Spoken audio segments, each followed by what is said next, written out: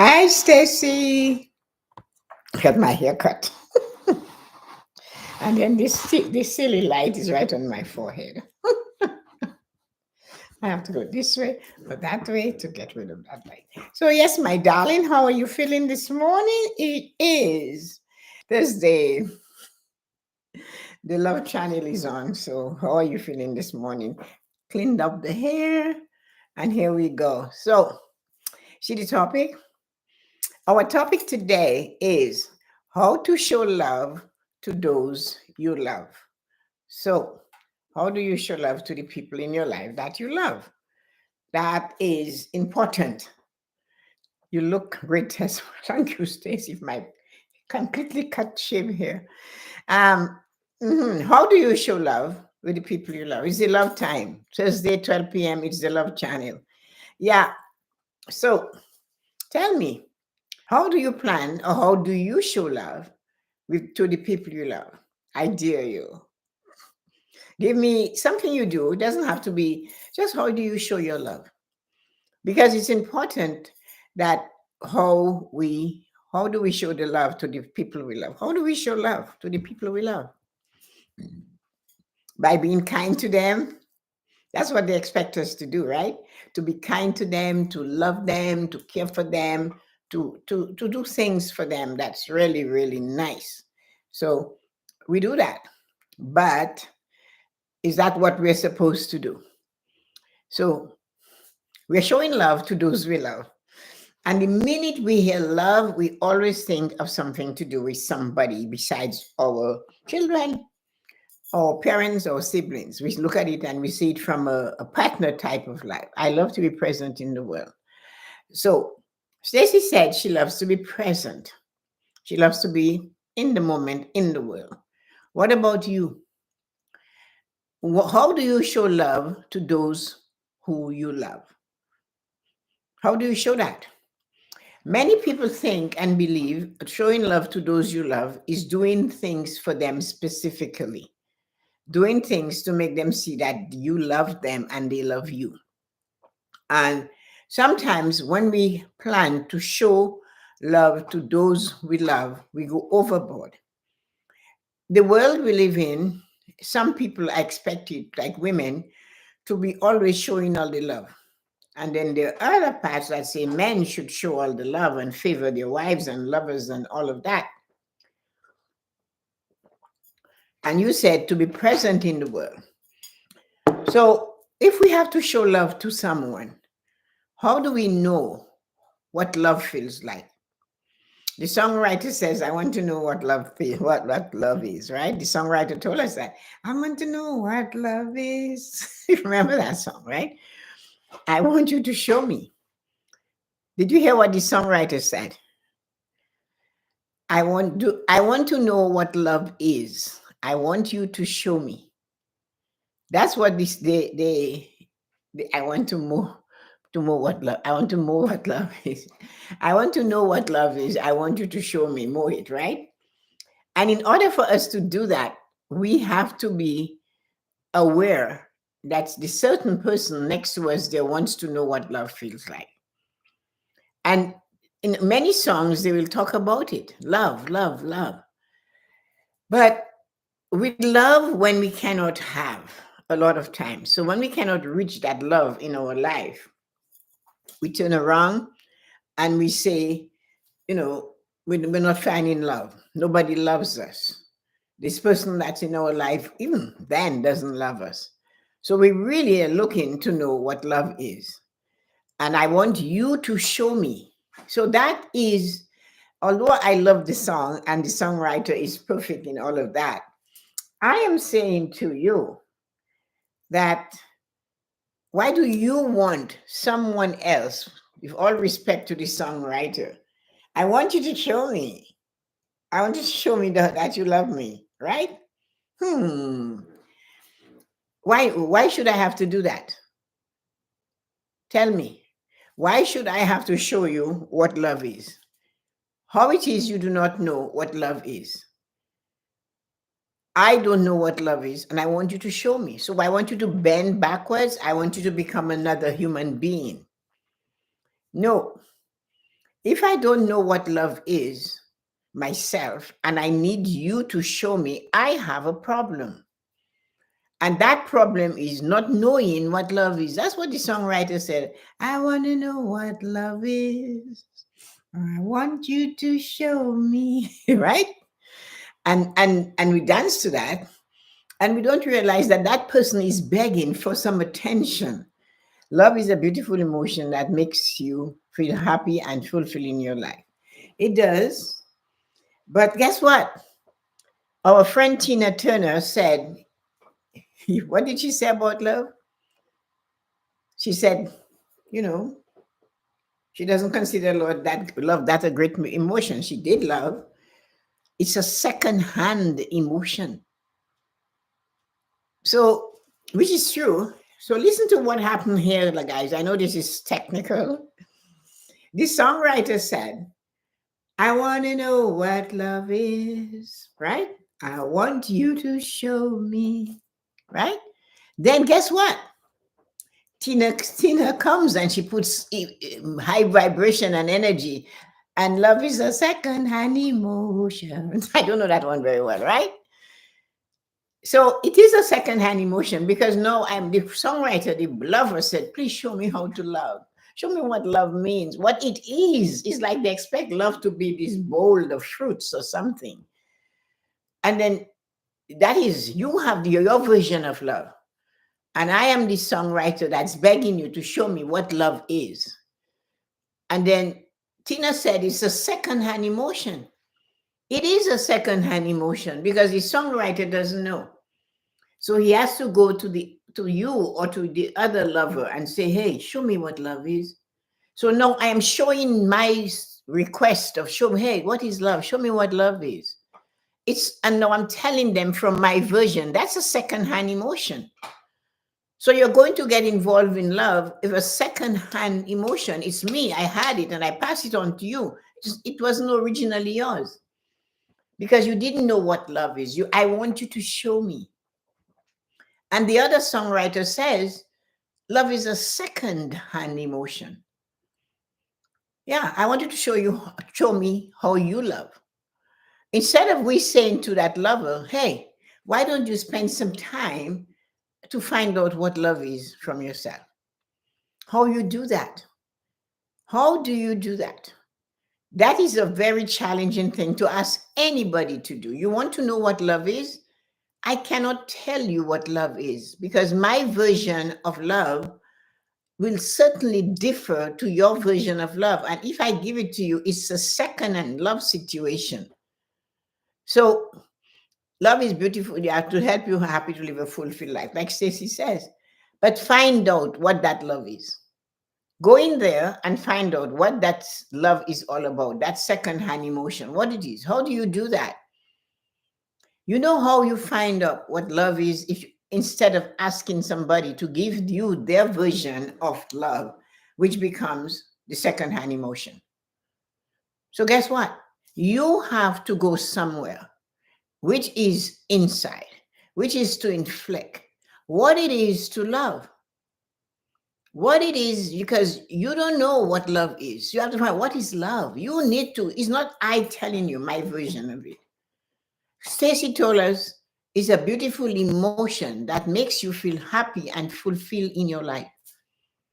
That's what she said. It is. And what I know for sure, all of that is true. But you have to experience it and create it yourself. Love is not a given. It's not everything we do, think, and say that we love. I'm dancing and singing the song. Great. And what we have to remember for sure is that we need to know what love is. We need to know what it is.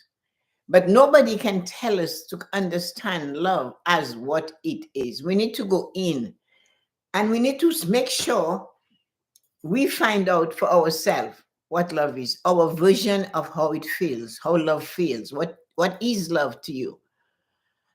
So the thing about that is when we sit around and we look for love and we expect it to come from someone. I ask, how do you show love to those you love? And I am saying we show love the way we love, how we show love to those we love by showing them how much we love and cherish ourselves. But Tessa-Marie, that's dumb. We should be doing something for them to make them see how we feel about them. Give me a thumbs up on that. We should do that. Yes, we should teach others that, which is true. But how can you teach from an empty vessel? You don't know. You are the songwriter who said, I want to know what love is. I do not know. I want you to show me. And the other person says to us that love is a second-hand emotion, especially if we get it from somebody who's showing us what love really is like. Thanks, Stace. So that is one of the things we have to understand. If we want to show those we love how much we love them, we should show them through loving ourselves. Yeah, I'm having a little cinnamon tea. We should show them how much we love them by loving ourselves. That four-letter word is so abused. The songwriter brings it out all the time. I want to know what love is. I want you to show me. The other songwriters say, hey, don't you know this thing is a second-hand emotion? And there are others and others. But yet, we do not know what love is. And we do not know how to show those we love how much we love them. It's not like letting them abuse you, like some women or men will say, well, you know what? She's really not a nice person. She's abusive. She's that, and he is. But, you know, she really loves me. I know she loves me. Or, you know, he doesn't take care of himself. But he loves me. He really loves me. I'm going to hold my nose, but he really loves me. No, if he cannot love himself, and if you cannot love and respect yourself, how can you teach others to do that? How can you show those you love how much you love them if you cannot love you? They're going to say, what nonsense is this you're talking? That you love you, and that's the best way you can do it? By doing this or doing that? They want to know. Our family wants to know. They want to be satisfied that we truly love them. And we do that by loving ourselves. And what we love, we take care of. So by taking care of ourselves and loving us between the 5 pillars of prosperity is the way to go. You love yourself sufficiently so that when somebody is emotionally damaging you, you stop them and you demand respect. And you turn around and you say, hey, I need you to understand that I do not like how you're speaking to me. You bring out the emotional strength you're looking for. Because if you allow them to keep abusing you emotionally, you are not going to learn. You cannot teach somebody, hey, let me show you how much I love you. I love you so much that I'm not going to let another human being abuse me emotionally.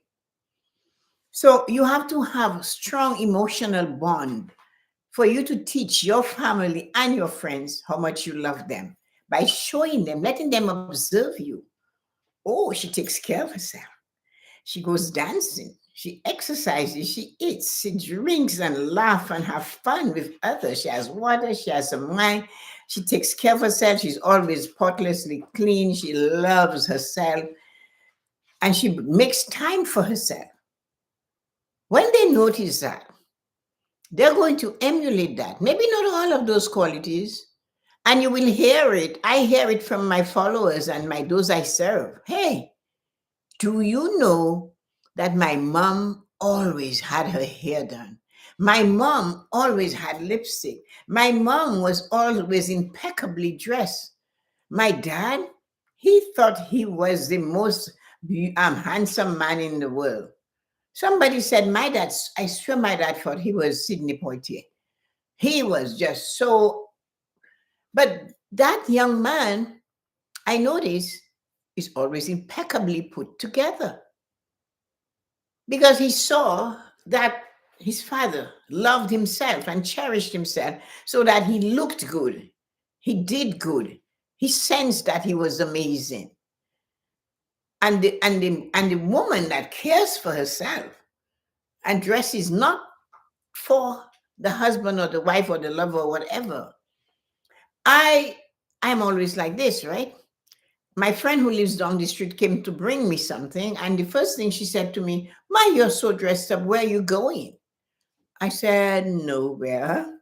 "And why are you dressed up? Are you expecting somebody?" I said, "Yeah, the vision in the mirror." She didn't get it. She said, "Well, look at me. I just came in my nightgown and I ran up the street. I couldn't do that." I think my door would not open to let me set free out there without without proper dress. It would say, "No, you're not going anywhere." I would get tripped by the mat at the door. The stairs would disappear. I would never make it to the street. But when you want to show somebody or to teach others or say, "I love you, I really love you," and you mean it, maybe you have to do what Mahatma Gandhi said. And he said, each you be the change you're looking for. You show what love is.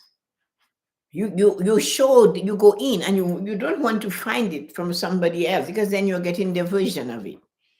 That's why the songwriter said it's secondhand. It's not yours. Who wants secondhand love? Who wants that emotion of love that is a secondhand? Go make your own. Go find your own. How do you do that? You begin to practice on yourself. You practice on loving yourself. Emotionally, you do not stay in the place.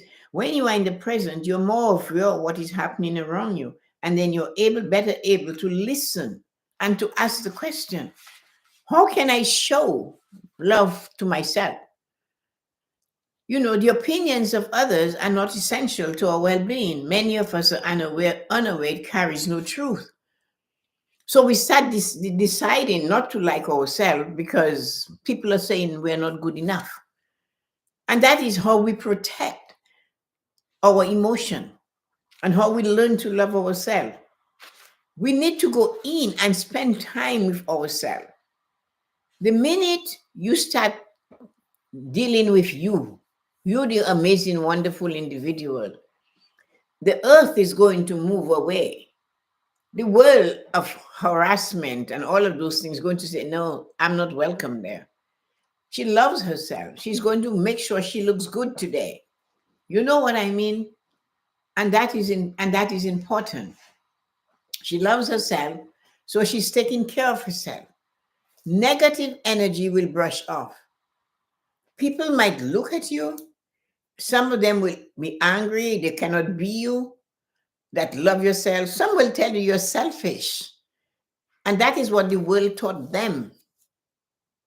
But to show those you love how to love is to tell them, "I love you. Look at how much I love me. I drink water. I do things. I dance. I eat properly. I do meditation. I relax." Give them a list. And when I'm ready to move out of my home onto the street, I make sure I look my best. When I do something, I give it my best. That's how you show your family and those you love, your friends, how much you love them, by using you as an example of what it is to love them. If I can give this to me, imagine what I can pour into you. And that is what love is to show those you love how much you love them by loving you equally, spending time to get to know who you are, asking that question, who am I? Why am I here? What am I supposed to do? What is my way? Where is my path? It's all about the my. You heard that? My way. Who am I? What is my way? What is my path? Why am I here? What am I supposed to do? And you might say, "Tessa-Marie, but is what I'm supposed to do for my family. I love them so much. I'll do anything for them. I will put the mask, when the oxygen mask drops on the plane, on their faces first before I do it to me." Oh no, I'm not doing it for me. I'm doing it to my children, my husband, my family. Yeah. Can they do it for you? Are they capable to put the mask on you after you have masked them? Or are they so hysterical about the experience and you are the only calm head there? So you rescued them. You gave them the fish, but you did not give them a hook so they could go catch another fish. You say, here, I have a fish for you. What are you creating? Somebody who cannot fish for themselves. You haven't taught them how to love themselves because you haven't showed them how much you love you and how much you're taking care of you so that when they think of you, they know you're okay. They know you've got this and you're loving and taking care of yourself. So when we choose to say we want to show our family and our loved ones how much we love them, then we should know what love is, what love feels like. And we should know if we have to take it from somebody else to figure it out, then that is secondhand emotion of love and it's not yours. It will never work. You have to go in. You need to spend time in emotional balance. Emotional pillar of prosperity is finding time to get to know you. Finding time to sit down and see how you react to the things that are happening in your life. If you desire to show your family how much you love them, then you should know what love is. Do not expect somebody to be like the songwriter said, I want to know what love is. I want you to show me. No. And Tina Turner told us it's a secondhand emotion, of course, because you're giving it back to them. I love you. So show me what, I don't know what love is. I love. I know you all of a sudden, you know. But to find the true love, though, of what love really is to go and do some emotional caring about you to know how you feel about love. What is love means to you. Don't be like the songwriter. I want to know like what love is. I want you to show me. No, I want to show me what love is. I'm telling you, first begin to love you. And I am telling you this, the minute you start using that word to depict your actions concerning you in words, thoughts, and deed, you're going to have the critics, the naysayers, and say you're pig-headed, you're egotistical, you're proud, you're vain. You've got it all, the negative words. But that shouldn't bother you because you love you. You love you, and your action, thoughts, and words and behavior is teaching those that you love how they should love themselves. And that's what really matters. Teaching another human being that you love how they should love themselves is living a legacy of respect of self. If you love yourself sufficiently, you will not allow a bully to bully you. You will not allow somebody to slap you and to do things to you or say things to you or just be a bother, an itch that will not go away.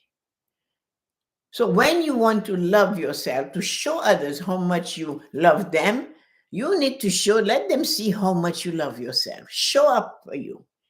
Stand up for you. All of that is loving yourself. It's not only the makeup and the clothes and the perfumes and the looks and the hair and the this and the that. It's nothing to do with that. That's the shell. That stays behind when you're dead, and the real you goes wherever it is the real of all of us go. Standing up for yourself and being able to say, no, I would prefer this. I would prefer if you do not do this to me. I'd prefer if you spoke to me this way. And your preference you're putting out there. That is showing you, I love myself enough to care how you talk to me. If I don't love myself, then you can talk to me however you choose, and it's okay. But it's not okay once you love yourself, and you need to let people know that. Don't touch me. Don't hit me. Don't tell me I'm stupid. Don't tell me I let others take advantage of me, because we know for sure you're the first one to do it. So come on. He who is without sin first throw the first stone. So this is how you show those you love how to love them, how much you love them. And in doing that, loving you, you are leaving a legacy of how valuable each and every single human being is. And we all have our purpose. And one of our main purposes is to love ourselves. Love ourselves unconditionally. Stand in the mirror and look at yourself and go, oh my God, I am stunning. I look beautiful. I'm amazing. I'm spectacular. And maybe that's not what the mirror is showing, but that's what you're feeling. And you say it and you will smile at yourself. And you might leave that washroom that moment if a bounce in your foot. I'm okay. I've got this. And the energy just permeates out of you to all those you see. You need to give love to self in order to show others how much you love them. And if somebody tells you you're selfish and you only love you and say, well, what other responsibility do I have? I am responsible to love me. Oh, hello, boys. I am responsible to love me, and you are responsible to love you. I am an example. I'm leaving a legacy. You're worthy. You're good enough. You got this. You should be proud to dress to go wherever you're going. Whether all you're using is a tracksuit, whatever, all you have is whatever, but make sure it feels good on you. You like what you see in the mirror. It's strictly about the man in the mirror. Like Michael Jackson said, words, thoughts, deeds, action, sight. It's all about you. It's not about your friend. So that songwriter, which is a song I dearly love, I want you to know what love is, and I want you to show me. Damn it, Tina Turner said, no, hell no. That's secondhand emotion coming from you, giving me description of what love is and and what and how I should do, how I should love. That's your thing. You keep it. My thing, I'm going to find out. So when you see me polishing me mentally, emotionally, spiritually, physically, and financially, you can say, damn it, I love that. Because if you love you, you're going to take the 5 pillars of prosperity and you're going to work them to suit you. You're going to know when to hold them, when to walk away, and when to run. You're going to know that. You're going to want to know how to live to fight another day. When you have fixed your emotional prosperity, you know for sure, hey, I don't have to do this. This person is holding the knife. The handle is in their hands and the blade is pointed at me. If I grab, I'll get cut. If they jab, I'll get cut. I'm out of here. I love me enough to know when to walk away or when to run. When to say, you got this. Hold on to your little knife. Unless you can be supercharged and you find a way how to turn this thing around so now you have the handle of the knife. But if you're standing there and they have all the cards and the handle of the knife, you think you're going to count what you got? Get up and go. You're worthy. You're worthy. You love you enough to know now is not the time. So that's emotional prosperity. So if we took love, how to show those you love how much you love them. Stay physically fit, man. Lose the weight. Control the intake of what is not good for you. Walk, exercise, stretch. Get up every hour and walk around for 5 minutes. Take a break for 10 minutes and just be. Learn how to stand out of a chair. Yes, once you pass 40, your legs go. I don't care what anybody say, that's when it starts to go. So physically, love yourself physically, that you know what, Tessa-Marie, I don't drag my body up the stair. When you're going upstairs, your hands has to pump in the actions of your going. Get the heart moving. I love me, so I'm keeping myself physically fit. You can say that. They will say, Dad is always exercising. Dad always has a reason to go run to exercise. There you go. And then you look at this other one, mental. Dad challenges himself. Mom challenges herself. She doesn't know. Tessa-Marie, I know nothing about social media, but man, I was told a long time ago by a VP at the bank, Tessa-Marie, when you see something on the system at the bank, click it, point and click it, touch it. If you're not supposed to, if it is access denied, then at least you know. But suppose access is not denied and you find things that are very good for you to use. So that is a form of learning. So just to challenge yourself. Buy a set of chess and put it there in front of you on a computer and learn the pieces. You will never win for weeks and months, maybe years if you're playing against the computer, but man, your mind will get sharp, and it doesn't require discipline to do it. It requires a thirst to be mentally fit to do it. So that's why you do it, not discipline. Discipline makes you think that you'll get in trouble. So you have to choose to be consistent. I'm going to spend 10 minutes playing chess with the computer. And somebody will say, well, you're not going to learn anything. No, I didn't tell you I wanted to learn. I'm going to play. You see what? You always play with your words. You leave them and they go, oh, why did I have to ask? And you know, that's what it is. So now, so let us look at spiritual prosperity. I'm not talking about a religion, a church, or a dogma. I'm not sending you to Sunday school either. Spiritual prosperity is, see, I'm okay. You're okay. We're all okay. We all go to complete, whatever they call it, is okay. We're all okay. I have nothing negative to say about the guy. The guy is okay. Because you see, when we say something negative about the guy, it comes back to hunters. Our words only affect us. Our words are the prophecies of our life. When we speak, we prophesize our tomorrow. Good or bad, the genie doesn't get it. Your wish is my command. Speak, and I shall deliver. So when you're speaking negatively about somebody, remember, you were the thought creator. You were the word creator. And you use that piece of muscle in your mouth to spew it out there. Guess what? It has nowhere to go. It's yours. It's like the cat that disappeared for 2 years and showed up. Nobody knows where it came from. The cat brought it back. And you're wondering, why is my life such a mess? The more I do, the worse I get. Yeah, man.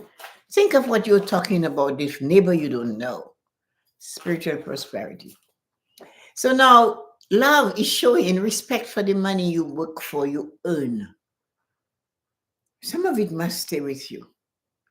A little bit of the fragrance stays on the hands that gives the rose. You're the bread earner. You spend money, you make money. But at the end of 2025, if you have nothing saved, you could have just said, well, I never worked for 2025. And then somebody said, but you did work. Yeah, I know. But what I did, it just went into living expenses. There's nothing to show for that. I don't even have a penny in the bank. I didn't love myself enough to choose to make some sacrifices or to just stop spending without conscience, to just stop abusing it without conscience. You get the credit card and it's like Christmas every day, except they have to be paid. And then you get angry because they're ringing your doorbell looking for their money, but you made an agreement to them. So you need to learn to honor the agreements you have made with others. But worse, you just broke the one you made with yourself. I'll pay them back. And you're not. So to love yourself is to keep your 5 pillars healthy. To love those you love is to still keep your 5 pillars healthy because they only emulate what they see. Nobody else. It starts in the house. I don't care what you expect the teachers at that school to do, it's not their job. People tell me, oh, they should teach about money in the school. They should teach, you want them to teach everything in the school. You don't want to do anything. But do you know how to manage money? So then you learn how to manage money. So your children can see how you manage money. It's nothing hard in asking. I don't know. Teach me, Tessa-Marie. What should I do, Tessa-Marie? I want this at retirement. This is where I am, Tessa-Marie. Draw me a plan. Give me a plan. And help take me over the river onto the other side. And I will. So that's what people have to understand. You need to show others how much you love them by showing them how much you love you. Have a great day, wonderful, amazing humans. And I love that Press family. You guys are amazing, beautiful, and spectacular. And when you go out there, shoulders up, back, chest out, head forward like a mountain. Have you ever learned to observe a mountain? You can always walk like you're a mountain. Head forward, shoulders back, chest out. The mountain does not move. It has snow and ice and sleet and all that on it and trees blowing away. But the essence of the mountain is solid. Have a great day. I love you. Take care, everybody. See you on the other side of time tomorrow morning at 8 a.m. Have a great day. Thanks, Stacey Prass, and all those you brought around and all the others who came to visit. Thank you so much. Have a wonderful Thursday evening and love you just a little bit more. It feels good. Have a great day.